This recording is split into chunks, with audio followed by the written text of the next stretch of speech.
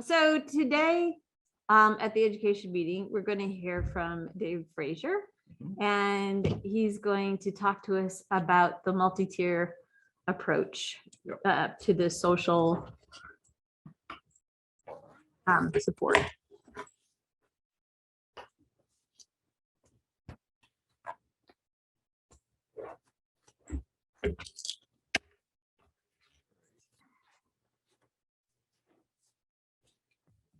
When we talk about MTSSB, it's very much like the MTSS, the multi-tier systems of support that's really focused on academic pieces.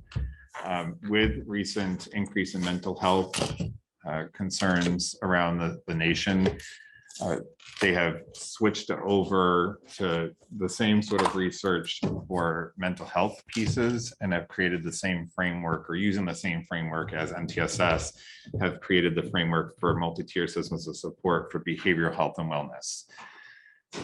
This is along the lines of a PBIS format. It's research-based. It's backed by the Department of Education. So we've been doing a lot of work with the Department of Education. Molly White is our consultant to the Department of Ed, that she and I work together, and we meet monthly with the larger groups, and we also meet weekly for consultations. The framework involves 3 tiers. That first tier includes all learners in the building. So any supports and systems that are in place at the tier 1 are supports that all students can access, and that they would be able to receive either within the classroom, within a related service area, such as the school counselor or front office, or wherever they may be providing those services. As we take a look at all of our learners in the school, we then start narrowing down the focus on a smaller group of kids who may need a little bit more support and services, and they may just require some intervention. So we take a look at a tier 2 targeted supports for at-risk students. And then as we continue along with the focus, narrowing that down, we start to identify a much smaller group of kids who require more individualized services. And those are the more intense kiddos and intense services and supports. Some of those may fall on 504 accommodation plans, or they may receive them through IEP services. But it doesn't necessarily require IEP or 504 to receive these types of services. So that's the basic framework. It's pretty simple and clear. All of the work that we do focuses on student outcomes. One of the areas that we look at is the school-wide measures. And we take a look at school climate, problem behaviors. We take a look at the number of visits that students take to the nurse's office. We look at attendance. One of the things that we started putting in place here at the middle school, high school, is we developed a check-in system. So anytime a student goes down to the school counselor or the access program or the learning centers, they check in on the computer system, and that allows us to review that data to see how many times that learning center is being visited by students, or how many times a particular student is going to the counseling center. And we look at more focused information. So if we have Johnny going down to the counseling center, is he going down for social emotional support? Is he going down there for scheduling support or post-secondary high school planning? And that helps us identify areas of concern or areas of need for our learners. And that way we have that information to determine, do we need to put any additional supports or services in place to address those needs for our learners. So can I ask questions? Mm-hmm. So right now, when you talk about tier 1, you're talking about all students. Do you have any ideas about how many students you're talking about with tier 2 and tier 3? We haven't narrowed a specific number down for tier 2 or tier 3. We're still collecting the data and taking a look at that information through conversation, because it was new and the school year just kind of exploded with lots of things going on. The staff have said that they haven't been able to keep on top of getting kids involved on doing that, so that it's not being done with full fidelity. But since reviewing that data, they're doing better at making sure students sign in without form. A lot of it too is the students are just not necessarily refusing or resistant to do that because they're not really fully understanding what the purpose of that sign-in form is for. So it's just a matter of educating the learners as much as educating the staff in regards to why we're doing this and what the purpose is and how it can benefit them. As we look at more individual students, we take a look at their social emotional status. And again, that can be measured through the number of times they're going down to the nurse's office for somatic complaints, or the number of times they're visiting the school counseling center for social emotional supports and services, if they're down in the front office for social emotional issues and whatnot. And we have that data to review. We take a look at the mental health. So if we have learners that are being serviced outside of school through mental health providers, we are working on, through our district community leadership team, developing those community partnerships and having that stronger support system and wraparound service for our learners. And then we take a look at their academic functioning as well. So we use the grade book system and taking a look at regular meetings through IEP meetings and see their academic functioning and IEP goals. So are you going to cover, you may be covering this later, but based on that information, that data that you have, what are the primary interventions that we're lacking that we need to develop? So one of the process that we go through for the MTSSB is, and we're going to get to that a little bit later, is we go through a district level MTSSB Fidelity Inventory. And then we also do a school-wide Fidelity Inventory. And so it takes a look at where we are as a district in regards to administrative buy-in and professional development and areas that we can work on and areas that we are really strong in. And then it also takes a look at the school level and individual school, what their strengths and weaknesses are. And so I'll get into a little bit more detail about that a little later on in this presentation. So when we talk about the change process, we look at preparing the organization for change. We've done a lot of that through conversation, and I know Ruben's done a lot of the preparatory work pieces as well. And we've done a lot of work during the summertime to take a look at, how do we craft a vision and a plan for change. And so we kind of have a draft of a 5-year plan to roll this implementation out. And then we look at how do we implement the change and embed those changes within the culture and the practice. And that's an ongoing process, like working with the staff here at the middle school, high school, and getting them involved with that sign-in form. That's part of embedding that into that culture and the practice. And we'll continue to build upon that and improve on those pieces. And then reviewing programs and analyzing the results. And those are the annual Fidelity inventories that we do with the Department of Education as we take a look at each level, each tier. Now, you use the term fidelity, and I'm not that familiar with it. Could you just explain what that is? So when we look at fidelity, when we're implementing a program, we want to make sure that we're doing it to the best that we can possibly do. So when we look at fidelity, we're looking at, do we have the proper training for staff in order to implement whatever program or intervention? So we're not just saying, yep, this intervention looks good, let's go ahead and do it, and then having the staff kind of figure it out on their own. But are we providing those opportunities to thoroughly train our staff in those interventions and programs so that when we're delivering those services to our students and our learners, they're getting it with best quality as possible.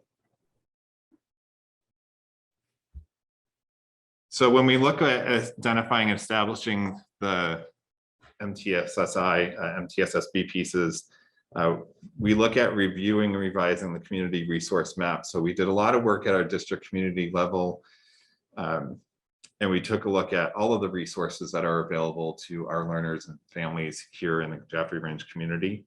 And we basically completed a whole spreadsheet and divided it up based off of different content area, mental health versus after school programs, daycare programs. And then we take a look at each individual partnership, and we rate a scale of, do we have a strong partnership with them? Does it need improvement, or do we not have a relationship with them at all? And that helps us as a district community leadership team to start figuring out what community partnerships do we want to start addressing and start reaching out and doing more outreach with them and getting them involved to help support our learners. And then again, it's that wraparound component. So if our learners are involved in outside therapy, how can we help support them on the outside? And how can the outside support us while their learners are here in school? So when we take a look at the MTSSB, again, we do a district level fidelity inventory. So we meet with the Department of Education consultant. And what we end up doing is we go through a series of questions. And based off of those questions, we as a team rate on a scale of 0 to 4. 0 means that it's not in place at all, and 4 means that it's completely in place. And really what this is it really provokes some deep discussion about different content and different subjects. And so, for example, when we look at the district leadership and support, we take a look at that. First one is the district administration is a knowledgeable and engaged and visible champions of MTSSB. And so we had that conversation and discussion about this particular question, and we rated it. If there's any discrepancies, we have that ability to say, why did I rate it as a 3 versus why did you rate it as a 2? And then we come to a consensus on what we want to put in for a rating. This gets completed and then it gets sent to the state. The state will then generate a report. And once that report is finished, they'll send it back to us, and then we meet to review those reports. And we find areas that we're really strong in and areas that we could improve in. So just looking at this first part with the district model, but that very last question is the district professional development. We said that that's not in place at all at this point. We're in the beginning stages of putting this MTSSB in place. So we have to collect data to figure out where our needs are. So we don't know what kind of professional development we need just yet. So that's why that's rated as a 0. As we continue to collect information and data and review that, we'll then be able to figure out where our needs are and what kind of professional development we need to put in place for our staff and for our learners. And then the area of district alignment and prioritization, we rated that as a 3. So that was one of our areas of strength. So once this report is generated, they'll highlight the areas of strength that we have and highlight areas that we could improve on. And then we work together to figure out how we can improve on the areas that we need and continue to build on the areas of our strength. Now, does the information you get back from the state include comparison with other districts, or is it just our district? It's just our district, and what we end up doing is we conduct this on an annual basis, and then we start comparing our results from this year when we completed, and then when we meet again in the fall next year and do the same inventory, we'll take a look at the results and see if we've made any improvements on that. Right now at the district level, we've completed the MFI, the multi-tier system support Fidelity Inventory, and that's what the MFI stands for. That's already completed. We're waiting for the report to come back from the state on that piece. So I have a question, sorry. Yeah. It's kind of along the lines of what Charlie was asking. So does the state provide any opportunity for like peer review? So where you might go to a district that's also working on this and observe them for say a day, and they come here and observe for a day and then sit down and actually talk about what each of you were doing? Yeah, there's opportunities for that. Our district coordinator is kind of in charge of a region. Okay. So she's working with multiple school Okay. districts. In conversations with her, we are actually ahead of the game compared to some of the other districts that she's working with. I think it's because we're all on board with this and we know that it's a need and we're ready to roll with this. And we want to get this in place as soon as possible because we know that the mental health in this area is critical to address, and we don't want to waste any time with it. So No, I've been part of those types of reviews, and Yeah. it was great. The things that you could learn from one another. That's Mhm. fun. Yeah, so that any opportunity that any of our staff wants to go and observe different programs and different interventions, we're getting ready to look at some interventions and some programs with our tier 1 and tier 2, 3 groups. So that will be some of the things that we talk about in our monthly meetings with those tier teams. With the school staff, the school level ones, again, we've identified existing school teams. We have a tier 1 team at both elementary schools, and we have a tier 2, 3 team at both elementary schools. We started looking at staff member here at the middle school, high school level. However, it was getting difficult to find people who had time to do that because they're quite involved within the ask process, which takes up a large chunk of time. And so to put this MTSSB on their plates this year was just way too overwhelming and just not the right time. So Kim Baker and I have been looking at staff and trying to figure out who would, be best on certain teams and, what their roles and responsibilities would be on those teams. And once the NEASC process is done, then we'll begin to reach out to those staff members and see if they're interested in joining the MTSSB process. As far as the individual school MTSSB Fidelity Inventories, RMS, both tier 1 and 2, 3 are complete. At JGS, tier 1 is complete.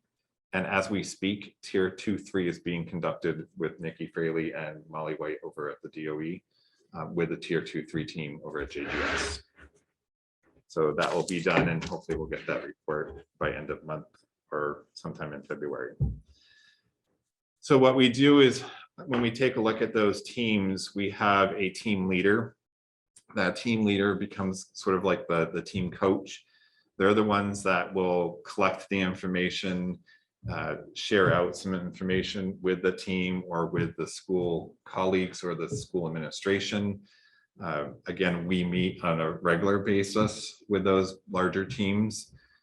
So any information that they have collected, they'll share out with me, and then that's something I can bring forward to the district community leadership team to review as we make decisions moving forward. We start looking at developing mutual agreements with partnerships. So the team leader may poll the colleagues and figure out where do we need to start reaching out to with the community and taking a look at our community resource map. That will also be shared with the district community leadership team. And we've been doing some work on that piece as well, which I'll get to later on in this presentation. We talk about the norms and confidentiality because these teams are looking at sensitive information. They're reviewing behavioral incidences with students. They will have access to attendance and personal information. So we maintain the confidentiality. Any information that's shared beyond that small team gets separated out. So we maintain that confidentiality with our learners. And then it's very much like a PLC, professional learning community. We have an agenda, we have a specific purpose. We're looking at student outcomes, and we're reviewing data at every meeting, and then making decisions where we go from there. The data resources that we use, again, it can come from the attendance pieces. We take a look at school nurse visits. We take a look at disciplinary pieces. Anything from outside that comes in regards to our learners, we take that in consideration as well. We take a look at, how many kids are on IEPs and do they have anything within their IEP that revolves around mental health that we can take into consideration. We're ongoing with the data collection.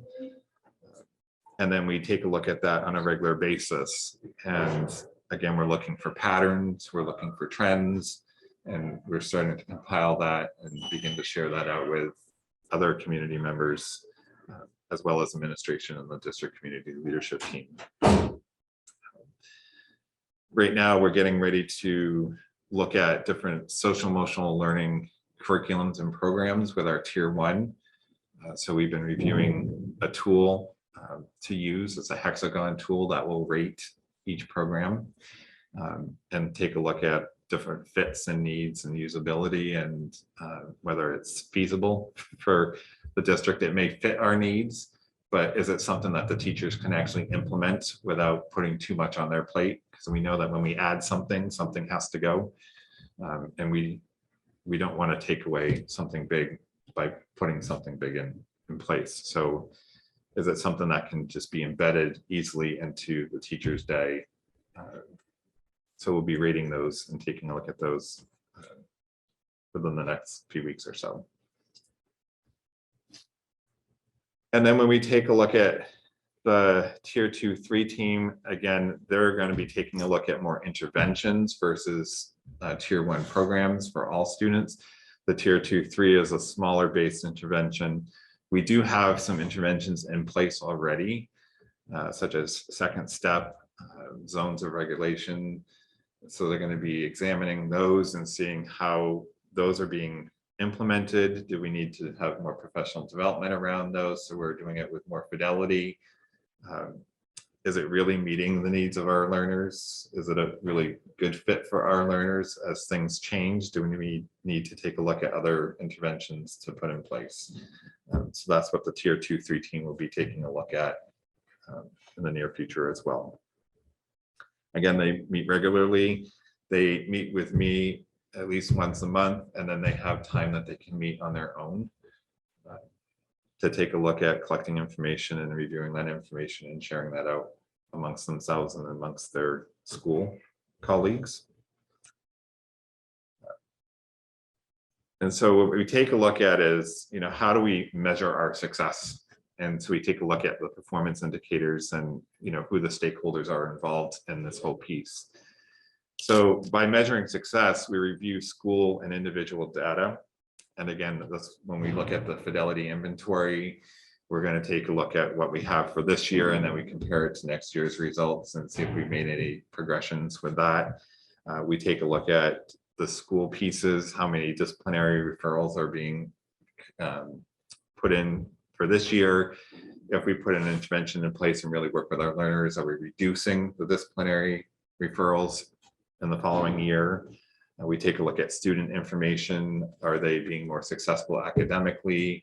Are they reducing the number of times they're going to the school nurse for somatic complaints? Or are they reducing the number of times they're going to the school counselor for social emotional supports? Is there more of a wraparound service? Is there better communication between home and school and home and community partners and school and community partners? Again, we take a look at the district and school-wide MTSSB Fidelity Inventory. And then we have that drafted 5-year plan where we kind of have things laid out, and we take a look at, measuring against that. Where are we in our plan? And are we as far as we want to be? Are we behind in that? Do we need to make any adjustments? So we have that as a measurement as well. So our current baseline is we do have that district level MFI complete. As I said earlier, RMS tier 1 and tier 2-3 are complete. JGS tier 1 is complete, and 2-3 is being conducted as we are meeting today.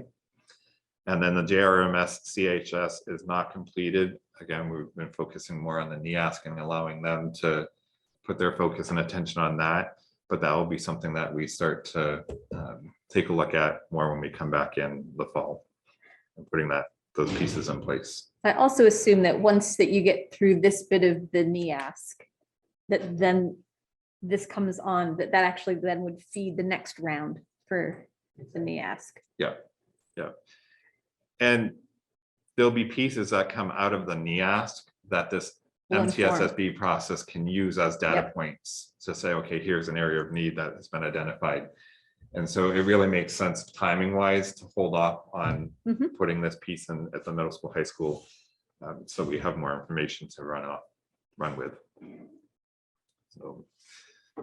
So our stakeholders is the district is that central core. And we have the learners that we're working with, but the learners, we want feedback from them and input so that they help support where we're going. Especially at the middle school, high school, when we started implementing that sign-in form, I really went to the learners and said, what's working for you with this form? What do I need to change for you? How can I make this more user-friendly for you? Trying to make sure that we hit all ranges. So we have students with difficulties with spelling. So, okay, how do I eliminate, trying to do as much spelling as possible so that we're, if I have Smith, it's not 15 different versions of spelling Smith. So when I do a filter, I just get one Smith. So I was really going through and putting in some check boxes or some drop down menus that the kids can just pick and choose. And again, trying to make it quick and easy for them. So instead of spending time typing them out, it's just a quick, few seconds versus over a minute to fill out this form. The individual schools, we take a look at obviously, and they're going to take some time to work individually. So we have two very different communities in Ringe and Jaffrey, but they all feed into one school. So what we're working on right now with our tier 1 groups is they're going to take a look at what are the needs for RMS and what are the needs for JGS, and they're going to work separately. And then they're going to combine those two teams together to take a look at what are some commonalities are they finding.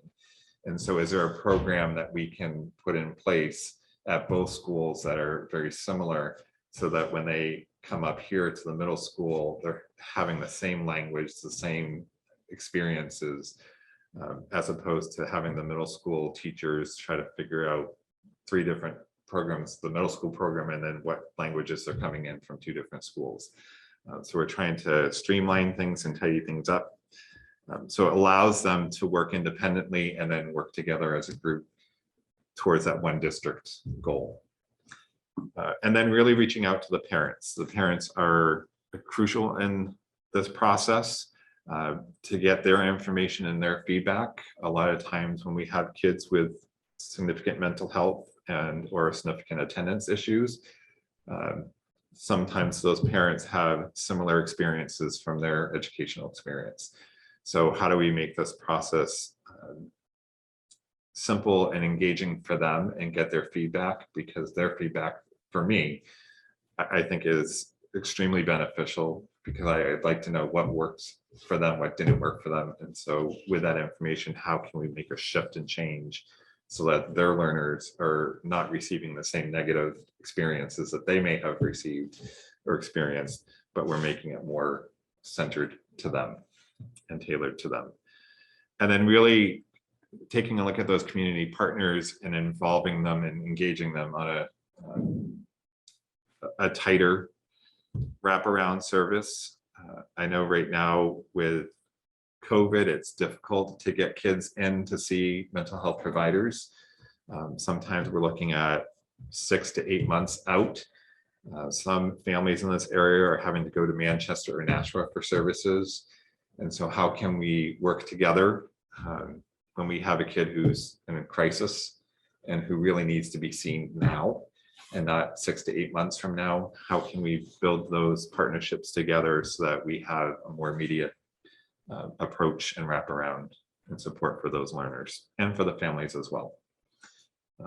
A lot of it too is trying to demystify the negative stigma around DCYF.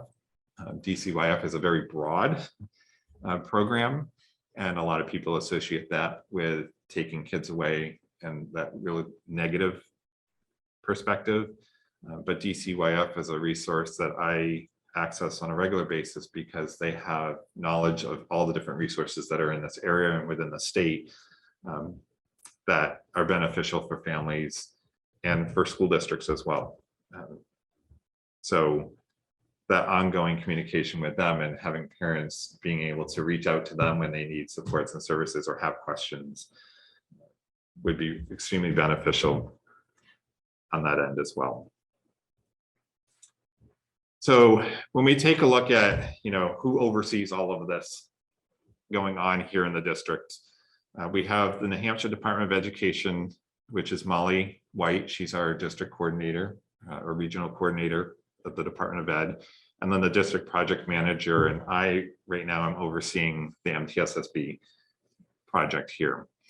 And then we have a district community leadership team, and that's consistent of building administrators. There's community members. We have the local emergency departments, fire and police. We have Reality Check, who's very involved. So we've got some drug and alcohol. We've got some mental health providers from Antioch and Monadnock Family Services. And we're working on building those relationships and working together as a team. So we continue to move forward in that process. And they're going to be doing some work around visioning and planning and where we move forward from that part. And then from there, we have the building administrators that are overseeing the MTSSB process within their own schools. So right now we've got the elementary school principals that are involved with the tier 1 and tier 2, 3 teams, and they attend our meetings as well.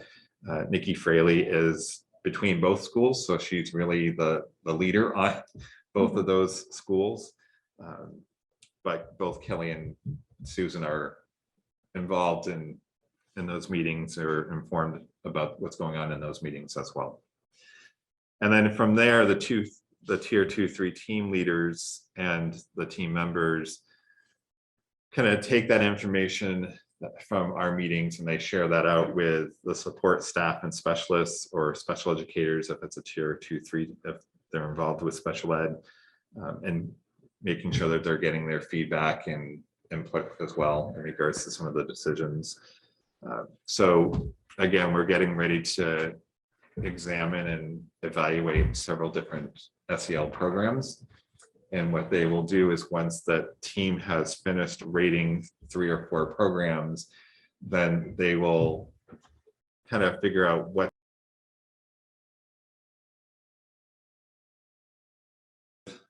any New England roads, there's always bumps and potholes. And so sometimes it can stall us from making as much progress as we hope to make. But right now we're working on becoming familiar with the Hexagon tool. And that's that tool that we're going to be using to evaluate the different programs and assessing that. And then we're going to start to review and explore different SEL programs. So I just met with RMS Tier 1 earlier this week, and we kind of did some practice with this Hexagon tool, evaluating the Choose Love program, which is a program that we've been kind of using here and there in spots and parts here in this district.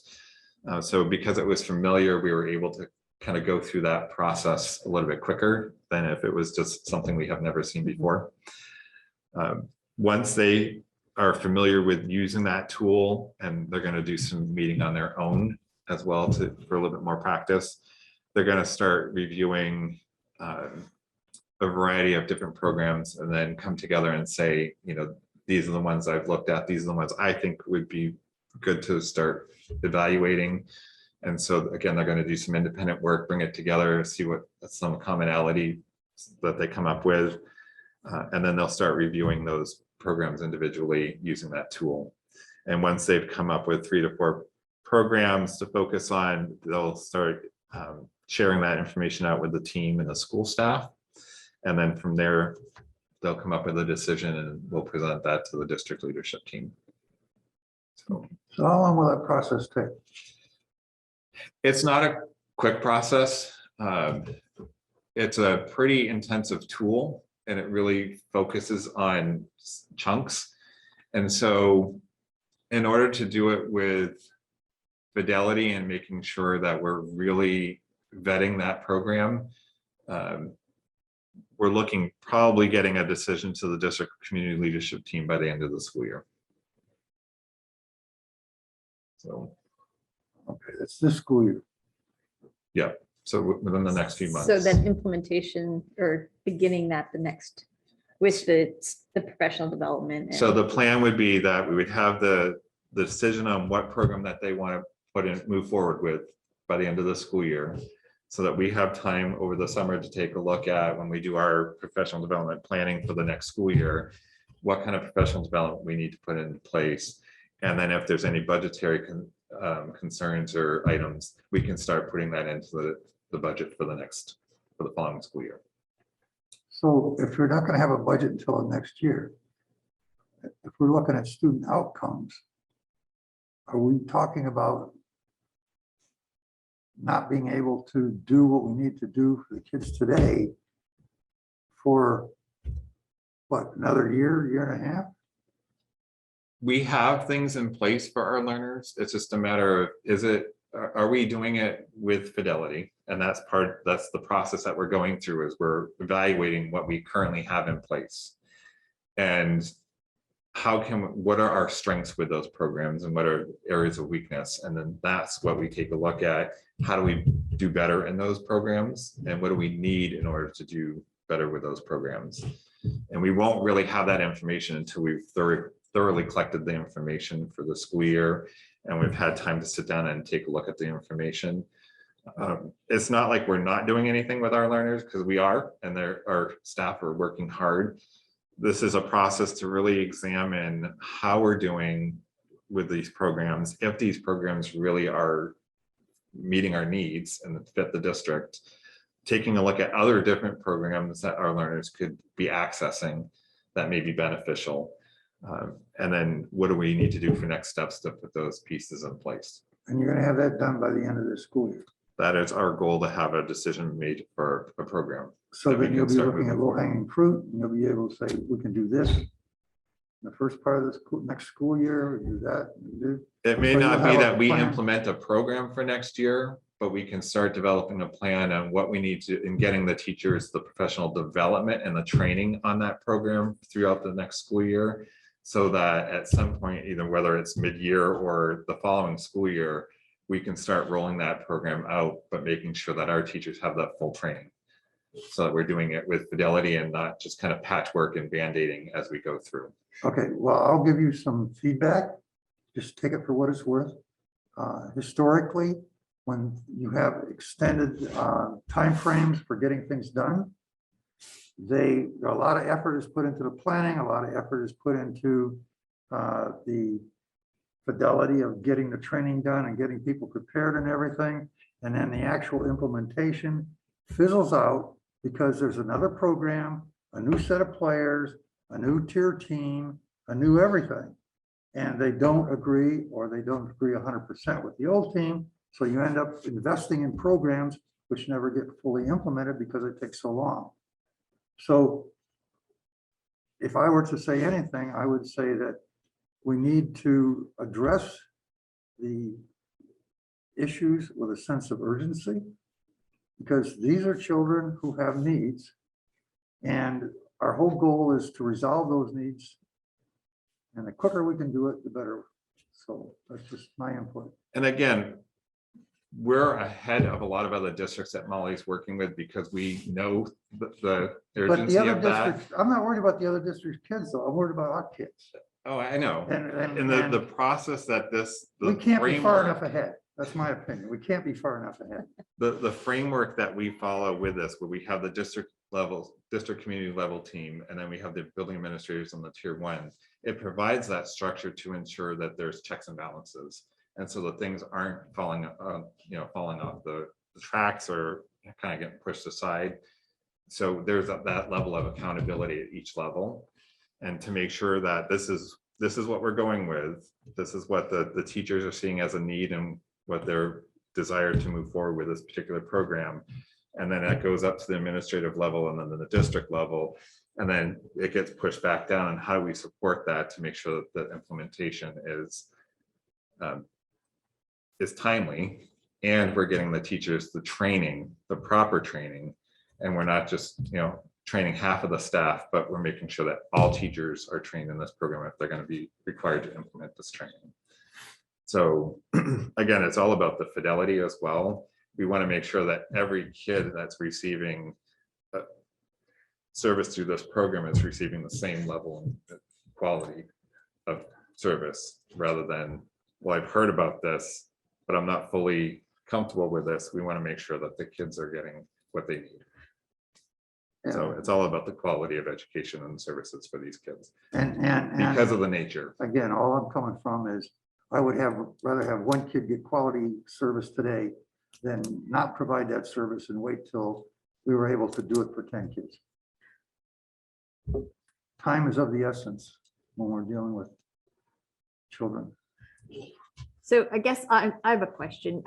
When you see the training for the staff, how do you envision it? Do you envision like there'd be some initial, you take, half a dozen teachers, they would get trained, come back, start to implement, then the next round go, or would this be like a district-wide day, professional development day, or days where they would, like the beginning of the year? I'm just curious as to how you would see that kind of roll out.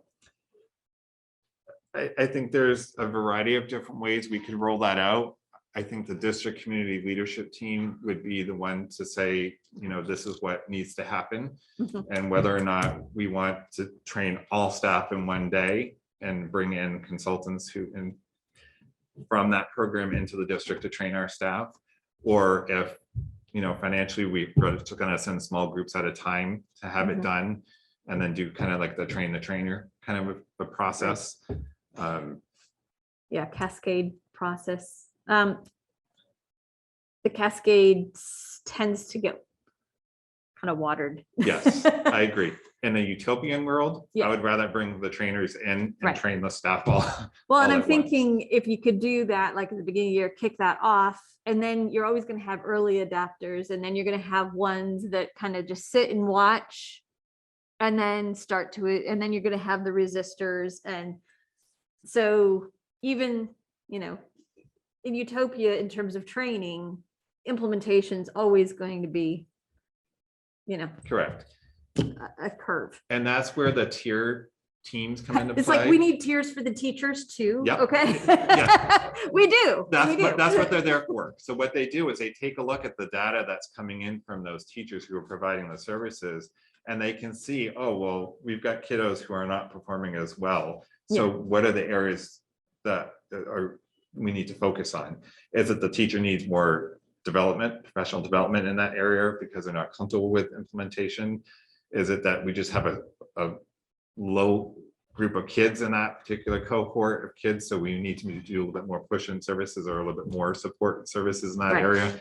So that's what the tier teams are there for. They take a look at that information on a monthly basis and try to figure out where the holes that we need to Right, put in okay. place.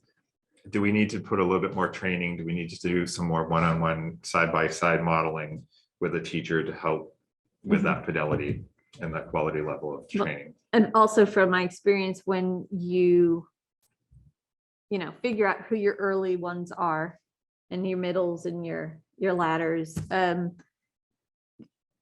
the sending in of like coaches to support, give feedback on and help them become more comfortable and also better understand what they're doing. Yep. Yep. And that's Works. each tier has the team lead, and that will be part of their role and responsibility is identifying those who need a little bit more support and being able to go in and model what needs to be done. So again, our timeline, and again, this is just kind of a rough outline of what we're looking at. So right now in January, we're becoming familiar with assessment tools. By February, we're going to start to review and explore those different social emotional learning programs and share that feedback out with the team. Like, these are my top candidates that we want to take a look at. By March, we want to take a look at beginning to evaluate those 3 to 4 programs, and taking in April, kind of tidying that up. We had talked about kind of a April vacation deadline and having that done, so that way they have some vacation time to just get it done and then rejuvenate over that time period. And then when we come back in May, we talked about like the timeline of testing and stuff. It's really heavy in May. So we don't want to have the teachers doing a whole lot of evaluating of different programs because the focus needs to be on learners. But being able to share that feedback out with their teams in the school and taking a look at that. And then if there's any summer work that needs to be done, we can take a look at what needs to happen during that time. As we enter back into the school in August, September, just refreshing and sharing that information out with the school as well. Again, take a look at, we have new staff that starts in the new school year. So presenting that information to them, so part of their onboarding, so that they know where we are in the process. And then they're not just coming in going, okay, I have no clue what you guys all started last year, and now I'm expected to roll this out. And then in October, working with school admin to develop budget plan for purchasing and professional development implementation. And then just with the finalizing the budget and presenting the budget pieces naturally occurs in that November, December timeframe. So I guess, thinking back, elementary, and you said it's about, they're adapting this and they're doing their assessments, their audits. And after the NEASC, then the middle school, high school. So, and you also had said something about teachers being able to embed whatever the program is in this. So as an elementary teacher, they're with a group of kids all day, an opportunity to embed is probably a little easier to see.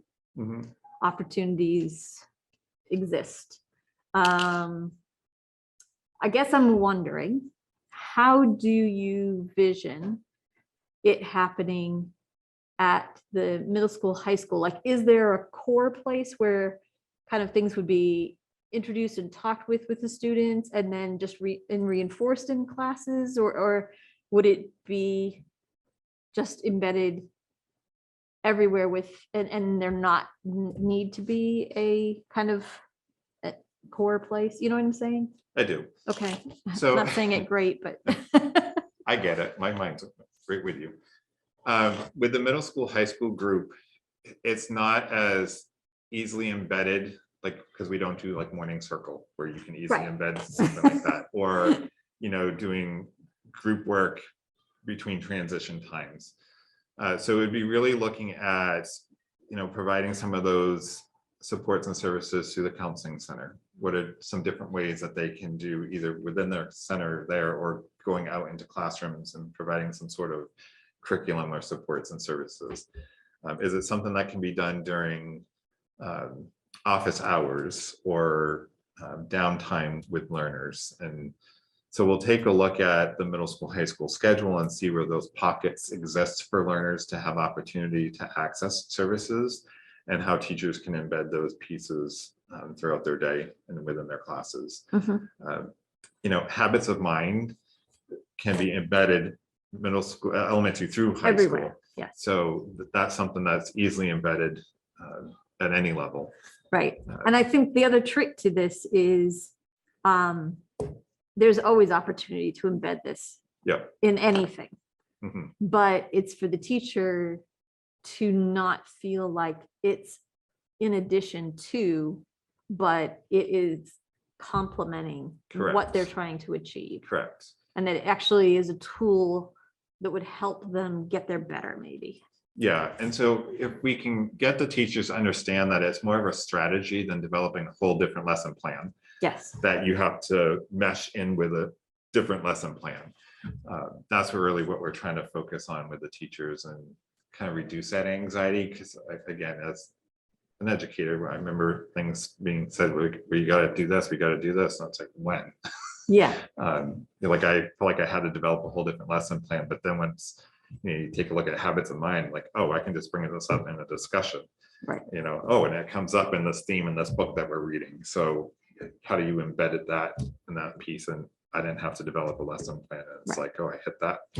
Yes. If you can do one thing and do three things, that's awesome. Yeah. So when we take a look at the data Right now, as far as today goes, we take a look at attendance, and that's something that we are going to be taking a look at ongoing for our learners.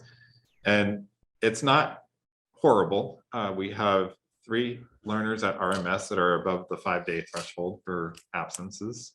We have 2 that are above the 10-day and 0 above the 15 days. And these are absences that are unexcused. So more of the truancy pieces.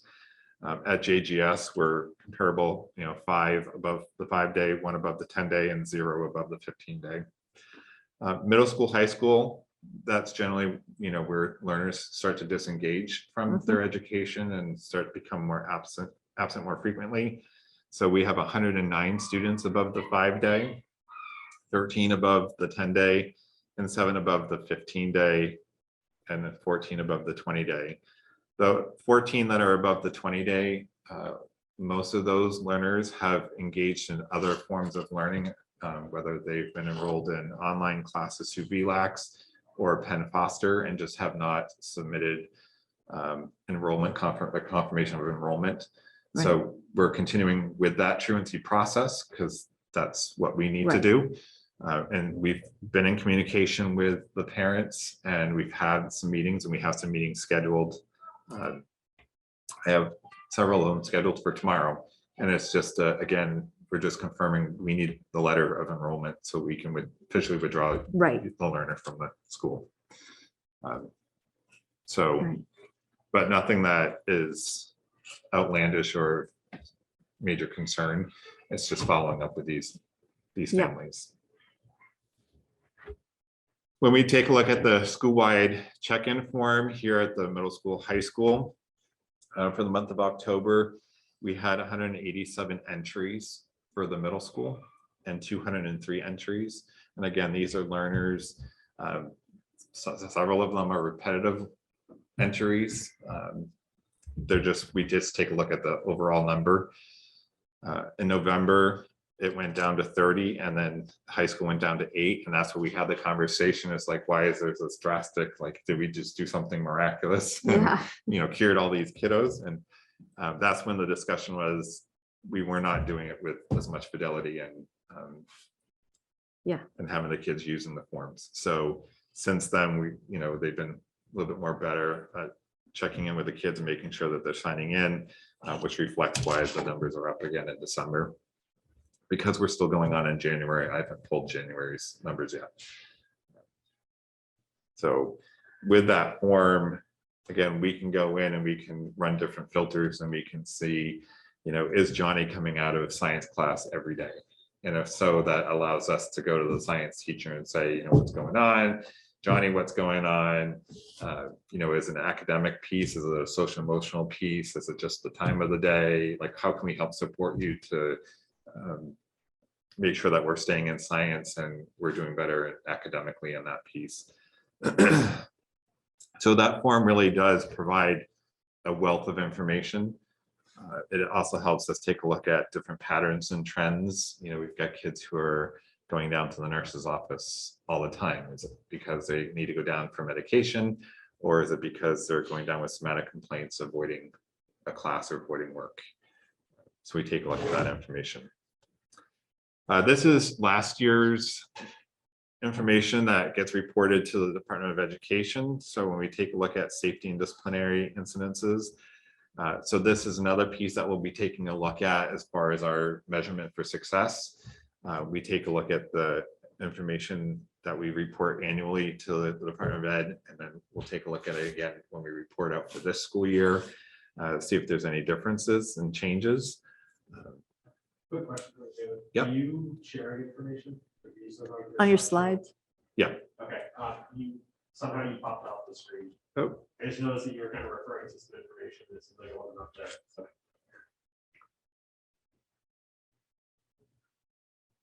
But do I need to share screen again? Yeah, probably.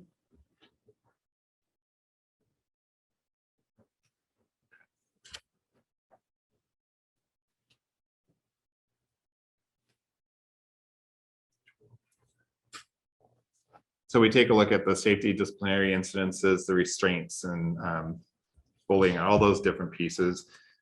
attendance rates as well.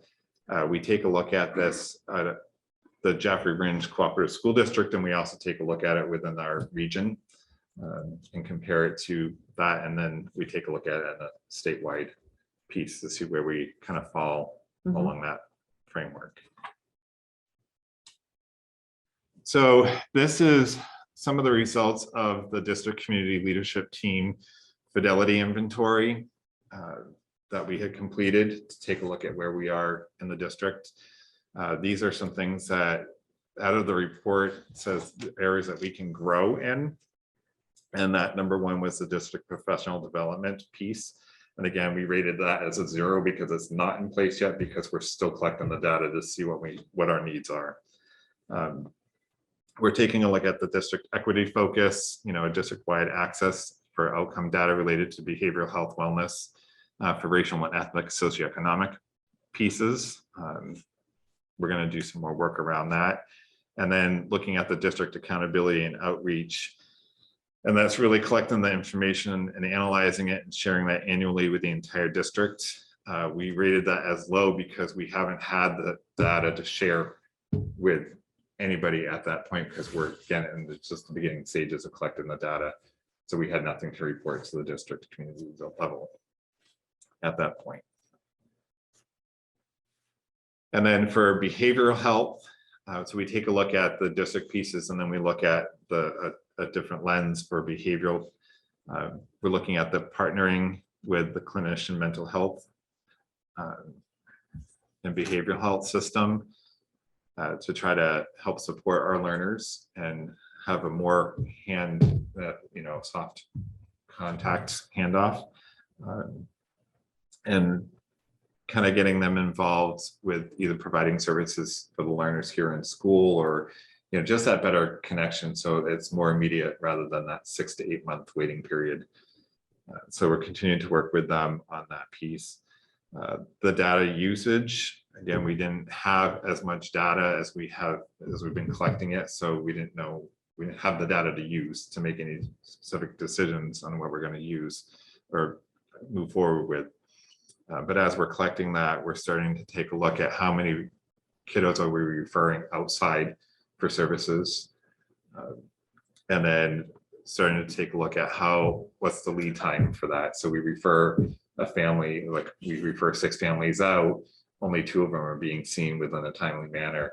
How can we improve that? And working with our outside community partners. And then looking at what's that discharge piece. So if we have a learner who received any hospitalization, are we as a school district being contacted by that hospital institution and making sure that we have adequate supports and services for that learner when they return to our school? And again, it's that wraparound piece.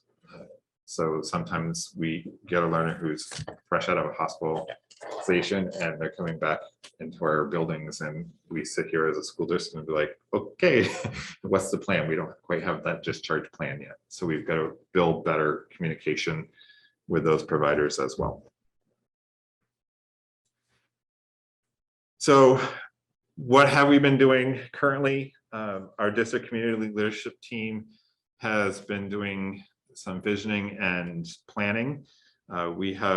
I've broken them up into some subgroups, and they'll be working together in those groups to take a look at different areas. So out of our entire list of community resources, I have a subgroup that's going to be looking at highlighting some of those individual community partners. And they'll be working together on whether we highlight specifically mental health all in one clump, and how do we want to highlight them? Do we want to put them on, advertise them on Facebook or a school district website or flyers and pamphlets? So that team will be taking a look at, who do we want to highlight? What information is needed to get that information out? How do we get this information? So it's going to require some kind of interviewing and doing some digging and some researching about particular community partners. And then what's that end product going to be? Is it going to be a pamphlet? Is it going to be a highlight spot on Facebook or a school district website? Kind of like a section, here's the month of January's highlight kind of piece. We have another group that's going to take a look at some of the professional development, what's needed for social emotional. And again, once we have some more information in regards to programming. So what do we need to have in place for elementary, middle, and high school? So they've begun some of the work on that piece. And then how do we get information out that we're receiving through the district community leadership team out to our learners so that they know what's going on and so that they also have availability for feedback. And then how do we get that out to the parents and to the community as well? And so we've got a group of team members there that will be working on those components, and they'll work together and they'll bring that back together to the district community leadership meeting that we will have next month and share that information out with the larger group. And we'll start to develop the plans to roll those pieces out from there. So is Nick on that team 3? What's that? So is Nick on that team 3? Yes. Yes.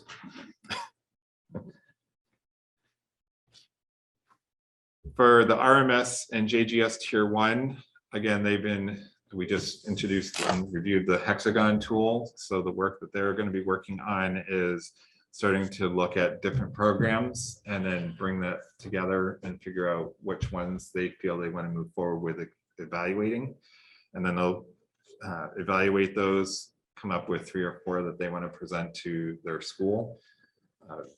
And then also meet together as both JGS and RMS to figure out what they have in common. And then come up with a decision on which ones they want to move forward with. So that's where we are with the Tier 1 group. And they'll also continue to receive ongoing training from me as I meet with Molly once a week and get information from her that I can then disseminate down to that team. And again, I meet with the teams every month. So we have that ongoing communication with them.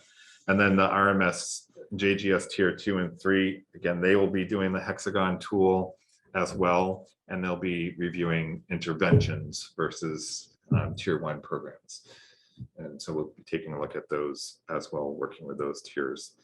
At the middle school, high school, again, we've decided to hold off on this process because we want them to focus on the NEASC pieces. However, Kim Baker and I still have conversations because we don't want to just stall the process. We continue to look at staff, and that way when we come back in the fall, we're ready to start reaching out to some staff members and say, are you interested in this? And if so, let's get the ball rolling and get this process going with them. David, I have a question. Yep, Can you hear me? I can. Okay. So I'm just curious, you've mentioned the leadership teams looking at programs that will be implemented, especially in regards to social emotional learning. I'm curious, just what I know about social emotional curriculums, many of them are designed and built to be implemented K through 12. And I think there are a lot of really wonderful things about that process. Obviously, the continuity of language and format that is sort of consistent throughout the grade spans. So if the leadership teams are broken between grade level, I guess I'm just wondering if there's any opportunity for the K to 12 sort of collaboration as we're making this decision to elect this program that could have some really profound benefits for our students just with the continuity. So on the district community leadership team that's focused around professional development, I believe I have Ruben and all of the building administrators on that team so that there is that, that bigger picture and feedback and communication to make sure that all ranges are being addressed. And we want to ensure that we're not having a lot of redundancy. We want to make sure that we have common language and that things are transferable from one setting to the next. So which is why I put that team together, specifically designed team to make sure that that happens. So things aren't done in isolation, but it's done with input from all levels. Does that answer your question? I Or think address your- so. I Okay. guess, so is the goal to also adopt this program both in the elementary and the middle high school level? Yeah, so again, each school is going to assess their own individual need. And then they're going to come together and see what common threads they have. And then they're going to choose a program that fits and addresses those needs. So we're not having program A over at RMS and program B at JGS and then having them be completely different. And then having a program C here at the middle school, high school, that's completely different too.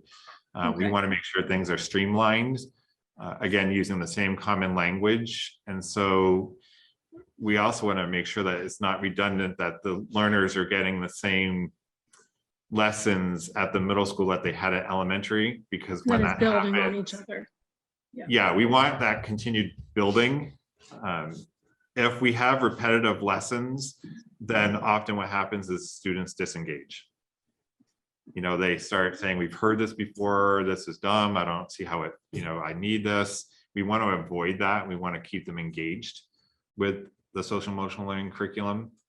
So we want that progression moving forward and not repetitive. Okay, yeah, that definitely helps answer my question. And that would be, I share that concern, I guess, which is why I mentioned the value in a program that's designed to build from K through 12. But I'm glad, I wasn't sure if it was like each school's kind of going to assess and pick their own curriculum. That seems, I'm glad that's not our goal. Yeah, and it may not be that, you know, for example, Castle is a program that is a K through 12 program. They offer K through 12, but that may not be the best fit for this district. And so they may pick and choose that we're going to use this program for elementary, such as Second Step, but we're going to use Castle at the middle school, high school level. But here's how the two can align together and transfer within that progression based off of the need and the fit for the school and the district. So there may be parts of a program that we use and tailor specifically to meet our needs at each individual school, but also within the district as well. And that will be decided amongst the tiered teams and then shared with each other team and then shared with the district leadership team. So again, it's those checks and balances to make sure that what we're looking for is that natural progression, not redundancy. Okay, I'm glad to hear that, even if there were to be two separate programs elected at the elementary and middle high school level, that at least there will be a plan to make sure that we're not losing momentum with whatever that program is. Correct. And, you know, we may have a program that uses one language and a different program that uses a different language. And so it might be a matter of how do we tailor this program so that we're using common language. So do we need to change the language in this one program to match the other program? Again, we're tailoring it specifically to our needs.